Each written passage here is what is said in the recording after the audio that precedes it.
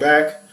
Welcome back to another episode of the Jay's Fit Down Podcast. I'm your host, Jaden, here today, and we're going to be talking about where are the best fits for running back Jonathan Taylor of the Indianapolis Colts. Well, I'm going to tell you the places I think he's going to end up, or the place I think he's going to end up, but there's a couple of teams that I think will be interested. One team that's already been mentioned to have been contacting the Colts about him, so we'll talk about that.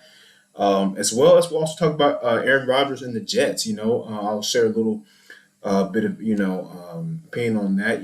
What I think with all the additions they made offensively. How things can fare out in New York, and will they be able to completely live up to the hype? Is that Jets offense going to be enough in a loaded AFC? We'll talk about that as well here on the podcast. But also, before we get started, make sure you guys check us out here on Jay's Fit Down on YouTube. Subscribe, check us out, send us around to your friends, your family, people who love football that if you love football, then you need to come back on this channel because you need to join the family here at Jay's With Down because we're going to keep you guys covered throughout the season, college football and the NFL.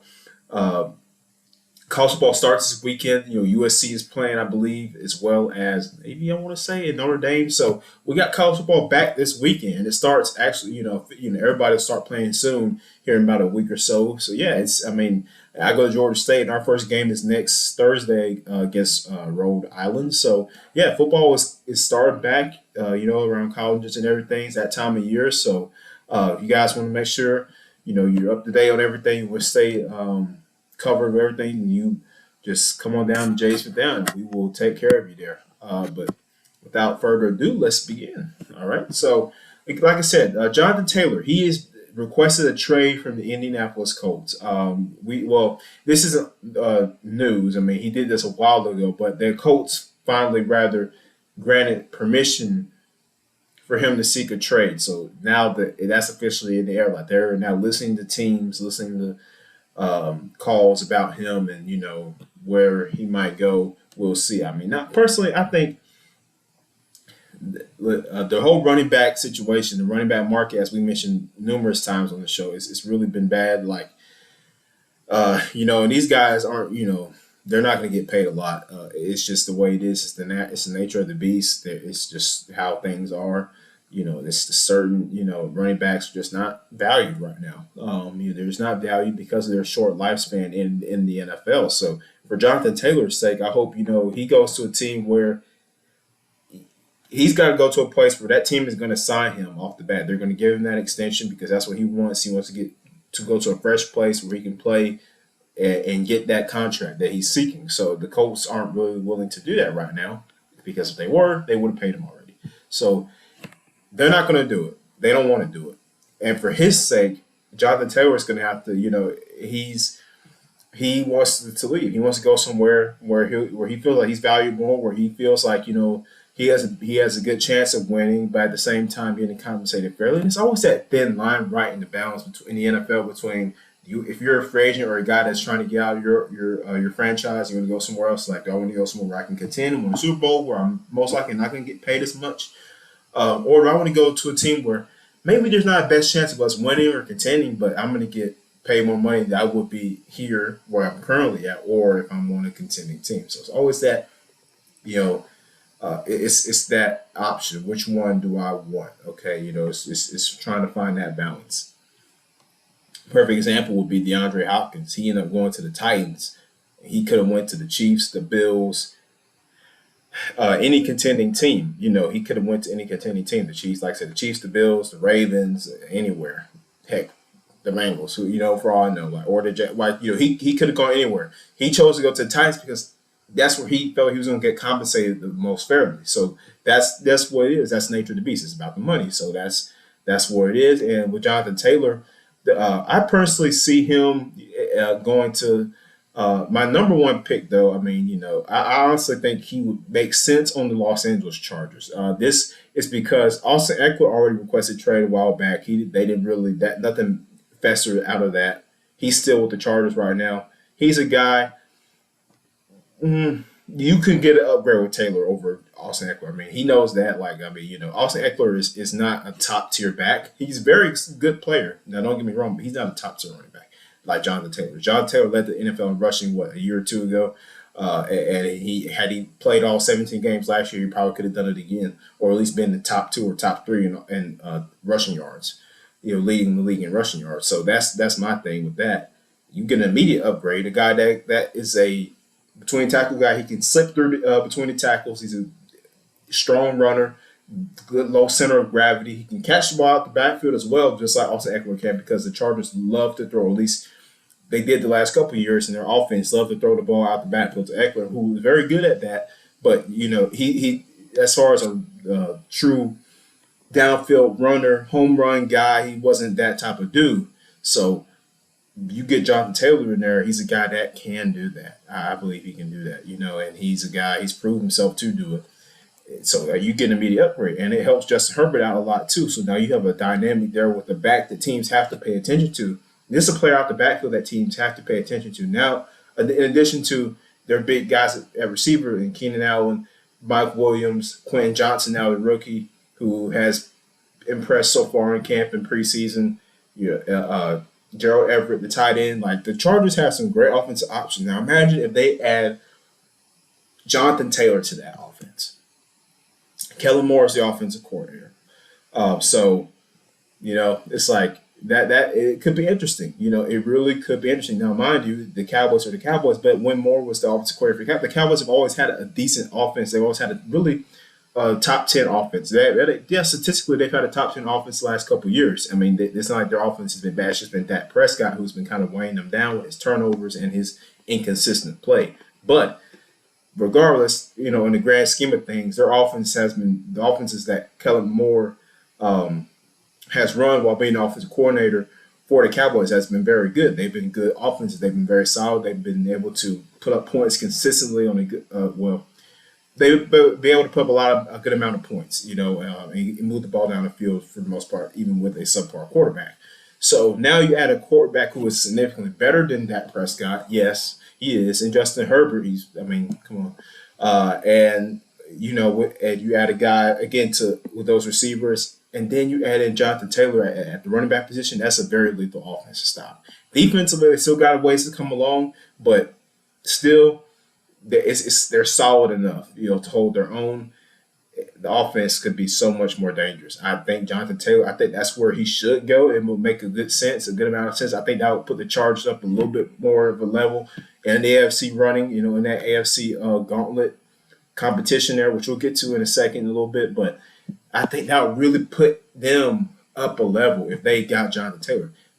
Now, the teams that everybody else really thinks is going to go is either the Miami Dolphins, who is the only rumored team right now to have contacted the Colts about the trade with Taylor. People are saying the Baltimore Ravens, as well as a fit. Somebody even said the Cowboys, which didn't make absolutely no sense. But the Dolphins I could also see. I mean, same kind of deal. Great receivers, great offensive play calling with McDaniel and those guys down there. The defense is good, and it has potential to be better than it was a season ago with Vic Fangio calling the plays and everything, running that defensive scheme in Miami. And those guys, they got some talented guys on that end of the ball too. So I would be intrigued to see how that will work. Also, I think Taylor's a guy that would fit in a lot of offenses, but particularly Miami would be a good one, as well as with the way they run. It's a Shanahan type of offense. It's from that same stem with that same tree line. So it's like, hey, we're gonna run the ball a good amount of the time, get that hard play action, get those linebackers sucked up and hit them across the middle. Those crossing routes, those seam routes, hit them down the field with the flies. That's the type of offense that they run. So and you have receivers like Tyreek Hill, Jalen Waddle. I mean, they lost Gesicki to the Patriots in free agency, but still, solid lineup offensively. The offensive line's coming together. They still got a ways to go, but they're coming along, right? And, adding Taylor, like I said, with the Chargers would elevate them another level completely, because now that's another guy that defenses have to worry about. They have to worry about the running back coming out the backfield. Are they going to line him out wide, let him play receiver? Or is he going to, if they motion him and he catches a pop pass, you got to worry about jet sweeps and all these things, and him obviously running the football as well. Running the football, so it's that nature of the beast, man. So you can't lock up everybody. If you're a defense, you can't lock up every single player on offense. That's good. You have some you're going to have to you're going to have to take your risk. You have to what's the word? Pick your poison. Yeah, you're gonna have to pick your poison with some players. Like you're gonna let somebody's gonna have to beat you. So it's just a matter of picking that player that you're gonna let beat you, right? It's like any team playing the Bengals with Chase, Higgins, and Tyler Boyd. Pick your poison. Like you can't double cover everybody. You can't just lock up everybody. Somebody's going to get open. Somebody's going to beat you down the field. Whoever that. So that's just a matter of that. It did. It's always running backs, man. Like if you have a running back like that can add a whole other dynamic to an offense. It really elevates them a whole other level. I know what I'm saying, but it brings them up to another tier offensively. Some teams are just a running back away from really putting themselves up higher in their division, higher up in the league itself, across the conference. Like that's how close some teams are. It's just a running back away. So that's why my whole thing on that. Ravens, I mean, could happen, but they got Dobbins. Dobbins is injury prone, however, and Taylor now has had his share of injuries too. That's another thing to keep an eye on is that do these teams really want to, trade up a good amount of assets for a running back like Jonathan Taylor, who has had some trouble staying on the field in the recent last year or so. And then, his ankle, like, is that going to be good enough when the season starts? Is that going to be healthy? Is he going to be ready to go week one? That's another thing you got to think about. The Colts asking price is very high. They're asking for a first-round pick. So, really, I don't think any traction happens on this trade unless that value is unless that asking price is decreased a little bit, because most teams aren't going to pay trade like a first-round pick for Jonathan Taylor, then extend him when he's like kind of hurt right now or whatever. Like that's not something I don't see a lot of teams doing unless they're really desperate. And some teams are desperate, but not many teams in the league right now. That's where things stand right now are that desperate. Everybody's pretty much solidified with what they have. But then, like I said, you got some teams who could be called. So we'll see what happens with Jonathan Taylor. Let me know what you guys think in the comments about where he could end up. Is it going to be down there in Miami with Tua and those guys, or could he end up on the Chargers, wherever? That I just want to know what you guys think. But moving on, we're going to talk about Aaron Rodgers and the Jets for a little bit. Listen, Aaron Rodgers and the Jets. This offense is lethal. It has the potential to be very lethal with Garrett Wilson. They lost Corey Davis to retirement today, so he just retired today. He only 28 years old, so shocker there. But Alan Lazard, Randall Cobb, McCole Hardeman, and of course Garrett Wilson in your receiving core. And then you got Breece Hall, Dalvin Cook, and Michael Carter in the backfield. CJ Uzomah and CJ Uzomah at tight end and Tyler Conklin. Tyler Conklin. So it's a very solid offensive line. It's a good offensive lineup. I don't know about it. Is it great? I don't know. Is it big enough to compete with the offenses in the AFC? The Chargers, the Chiefs, the Bengals, the Ravens, if everybody is healthy. Is it enough? I don't know. I will have to see. Aaron Rodgers is going to have to be on his A game. His receivers are going to have to stay healthy. The running backs are going to have to stay healthy. Everybody's going to have to stay healthy on that Jets offense in order for them to completely reach up to that full potential, that the full expectations that everybody has for them if they're going to go far.